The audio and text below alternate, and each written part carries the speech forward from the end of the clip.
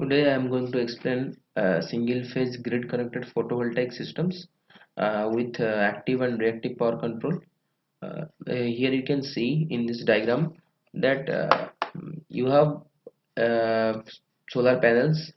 The input data to the solar panels are the irradiation data and the temperature data, and you have the out here is the solar panel, and it is the irradiation data and it is the temperature data.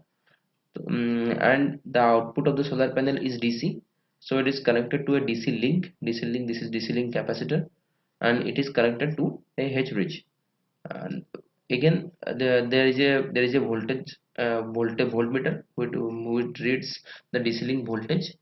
This H bridge converts the DC to AC, to single phase AC, which is again further can be connected to the grid. So our objective is here to control the active and reactive power that are going to injected to the grid. And, this is the grid which is connected through the transformer. Okay. Now how we are going to control the active and reactive power injection to the grid is by varying the signal. We can vary the active and reactive power input, and vary the voltage and current injection to the grid by varying the triggering signals. The triggering signal you can see here. Triggering signal is given to the H bridge. Here you can see the triggering signal is given to the H bridge, and this is the entire control unit which is going to which is going to generate the triggering signal here. And the entire control unit is our main focus, because the control unit controls the active and reactive power injection to the grid. So why we are injecting an active and reactive power to the grid? Why not only active power? Because if we inject only active power, we can extract maximum from the solar panel. But higher the number of higher the number of solar photovoltaics connected to the grid, more the number of power electronics devices are going to connected through it. And more are more going to it is going to produce more harmonics, which is going to consume more reactive power. So this reactive power is going to be provided by the grid if grid and the stress of reactive power on the grid increases.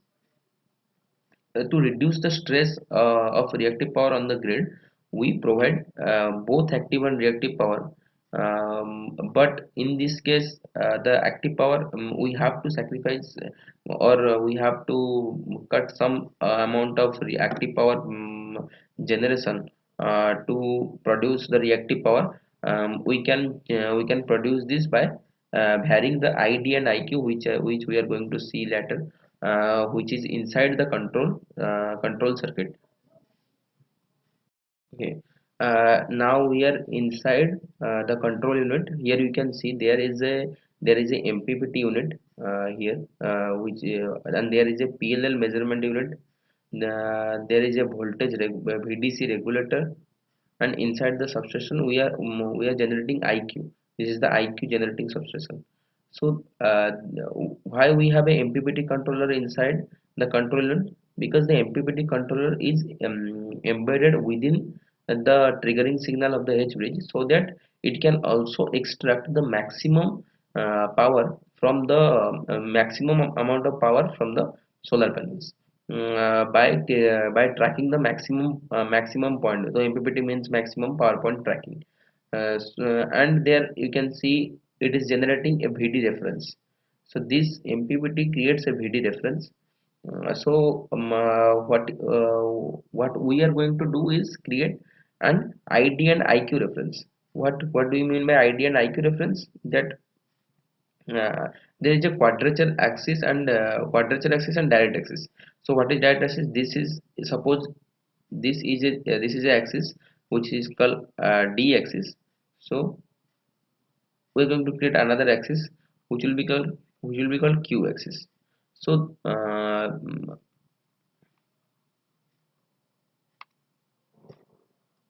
is going to be called Q axis. The angle between the D axis and Q axis is always 90 degree. So whatever the signal is generated by the D axis will the Q axis will be phase shifted by leading 90 degree. Okay, and how we are going to generate the ID and IQ is the most important part. Because there are several ways to generate an ID and IQ, so we are trying to generate an ID and IQ so that it will be efficient for the system, and it will be easy calculation. It will be a easy way to produce the ID and IQ and control the active and reactive power. So because the direct axis controls the active power means P, and the quadrature axis controls the reactive power means Q. Okay. Higher the amount of quadrature axis current, higher will be the reactive power injected to the grid. Higher the amount of direct axis current, higher the amount of active power will be injected to the grid. So you can see, you will see that the output voltage and current will have a phase angle shifted by some amount, so that we will this like this there is some angle shifted, so that you can see the active, we can calculate the active and reactive power from that also. So you can see this VDC regulator. The Before the VDC reference, the input to the VDC reference is VDC regulator is VDC reference, VDC mean, and frequency. So the what VDC reference is generated by the PMMT. VDC mean is generated by the PLL measurement block, which is this one.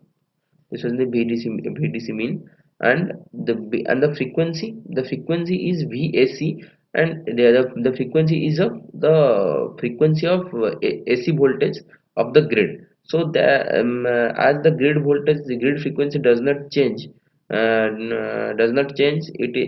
is going to create a reference signal for the other comparisons we are going to do in the VDC regulator. So now we are inside the VDC regulator, and this VDC regulator, the entire result of this VDC regulator is ID reference. The ID reference is the end result.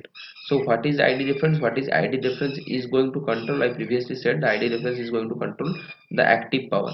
The active power, ID reference is controlling the active power. So how we are getting the active power reference is the important part here. So we are comparing the VDC mean. VDC mean is the voltage of VDC mean is the voltage of the DC link, the mean voltage of the DC link. So we are comparing this with the VDC reference, the which is generated by the MPPT. Okay, now the comparison creates a result. Here the result will be an error signal. An error signal is going to pass through VDC nominal. VDC nominal is the base voltage. So which is going to so the error signal is divided by VDC nominal. So the output of this block will be in per unit, or we can say it's some kind of in per unit analysis, so that it can be compared to the other signals. So the this is the output. Now we are comparing it with a frequency signal.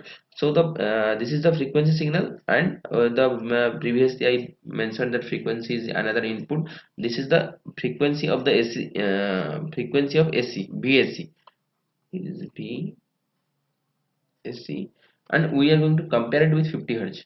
So if the output of if VAC changes to 51, and we have 50 hertz as the reference, so we are going to get, and 1 hertz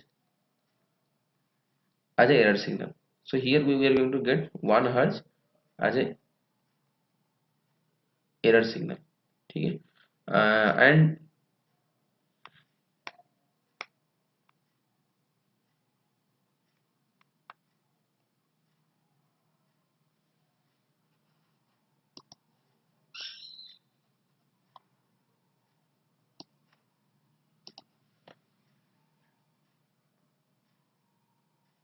and again we are dividing with the 50 because we want to analyze these signals, so that it can be comparable, so it is divided by their base values.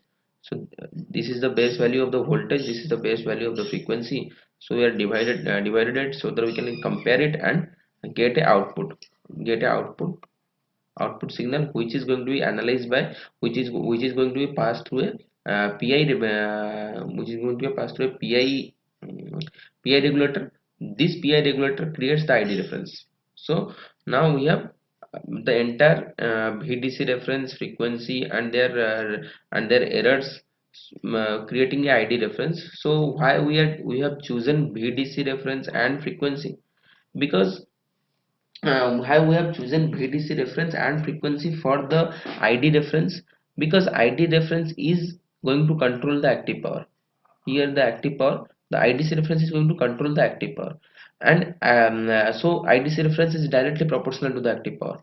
So and IDC reference and the active power is directly proportional to the VDC reference. If VDC reference decreases, then the active power will decrease.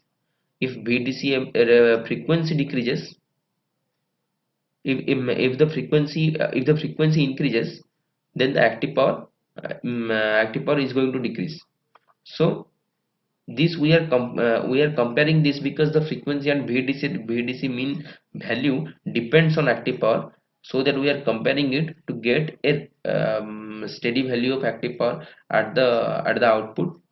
Now we are going to look at the subsystem block, which contains the IDQ reference generation. So this is the we are inside the subsystem now, which is generating the output of this subsystem is the IQ reference. What is IQ reference? IQ reference will will be directly proportional to the reactive power. Okay, the more the amount of reactive power we want to produce, the higher the amount of IQ reference we need to generate. So now what we are doing here, because we are comparing with the PPV. Now the PPV signal is a reference signal, because the PPV we are using MPPT methods to track the maximum power point. So PPV becomes a reference signal. So now if you compare P, if you multiply P with a tan function here, now we all know that tan theta is equal to Q by P. If theta is the angle between voltage and current, tan theta is equal to Q by P. So if we need Q, then we need to multiply P with tan theta or tan phi, you can say. It will be more traditional. Okay, Q multiplied with tan phi. Okay, so that will generate a value of Q, which is a reference value of Q. Reference value of Q. Now we are creating a reference value of Q from the reference value of P. So why we have two tan theta and a switch here? Because there will be several instances where the value of the voltage, the VDC voltage here, the value of the VDC voltage is going to be high. So if the amount of if the value of VDC voltage is high, so it can actually provide the more amount of reactive power. So if the value here inside this switch, there is a condition: if the value of the voltage VDC is higher than certain amount, then the switch will be operated in 1, and the angle between voltage and current will be 32 degrees. or the higher the amount of reactive power is going to be fed to the system. If the value of the VDC is less than that particular amount, then the angle between the voltage and current is would be 15 degrees. So why we have taken 32 and 15 degrees? Because 32 degrees is considered according to the system rating. 32 degree is 30 to 35 degree is considered a higher reactive power generation, and 11 to 15 degrees will be considered a lower reactive power generation. Okay, now if this condition satisfied, it will operate at point 2, it will operate at point 1, the point 2 is here, this will be point 2, the switch 2. So switch will be shifted to here. Now now the reactive power reference will be tan 15, p tan 15.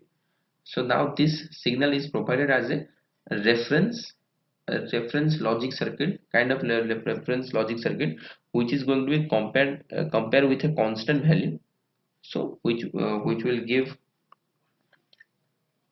now uh, uh, this signal is going to compare with this signal. So so as we have a reactive power value nearly close to 10 to the power 4, so we are comparing with the constant 90 into e to the power 3, so which is almost 9,000 90,000. So now whatever the error signal we generate, we are again going to convert it to the unity error signal. So this unity error signal we are going to pass through a PI controller, which is going to generate a IQ reference. So the PV, now from the PV reference we can generate the IQ reference by simply multiplying with a function P tan phi.